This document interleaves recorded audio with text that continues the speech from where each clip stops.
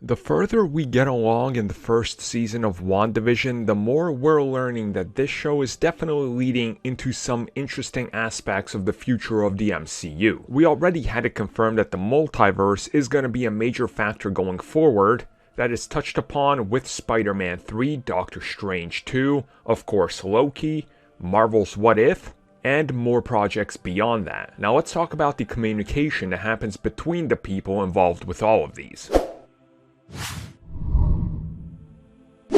So I think pretty much everybody watching this will agree that communication is the key to long-term success. If you're not having a good conversation and going back and forth with whoever you're talking to, with whoever you're in a relationship with whoever you're working with, you're probably not going to have a good relationship down the road when both of you find yourself questioning what the hell is happening because you haven't been communicating. And we've seen this countless times before when it comes to studios in Hollywood trying to start up their own shared cinematic universe where they hire a bunch of people to make projects, but their connective tissue and the conversation between these people is lackluster at best. And 1 to 2 projects into this shared universe, things are already misaligned and not really falling into place. Then you look at Marvel Studios, and very much from the start, they were focused on one thing. They were focused on making sure that the directors and the people running these shows and movies coming down the road are all aligned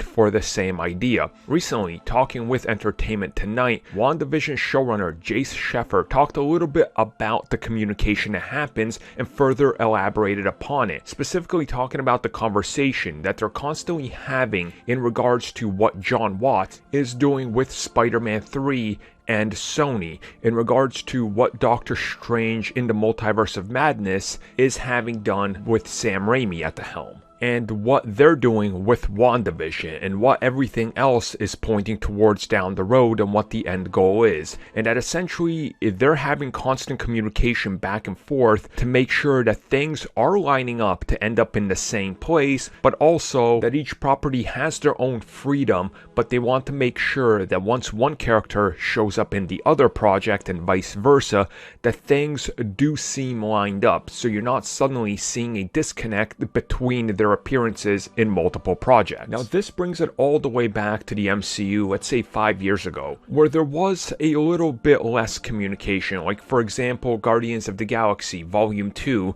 going into the 2 Avengers films. James Gunn was informed very late in the process of what was going to happen with certain characters and where the Guardians would be, and he already had ideas for Guardians 3, so he would have to sort of pivot in a different direction, if you will. Like, he knew Gamora would be in the 3rd Guardians film, but he just didn't know it would be a different version of Gamora, because the one we saw, she got killed, and now there's a different version of her running around in the timeline, so he was sort of unaware of the complete picture. So you can see that this is now a thing of the past, where now they're getting everybody together and trying to tie everything in even closer together, because it's going to be important going forward to not have things misalign, or so at least the directors and everybody involved understands how much more complex and grandiose it's getting, so things don't fall out of line. And I think in a couple of years we'll really see this pay off once we get to the next Avengers film, but that's still quite a ways off, so you sort of understand how they have to communicate early on,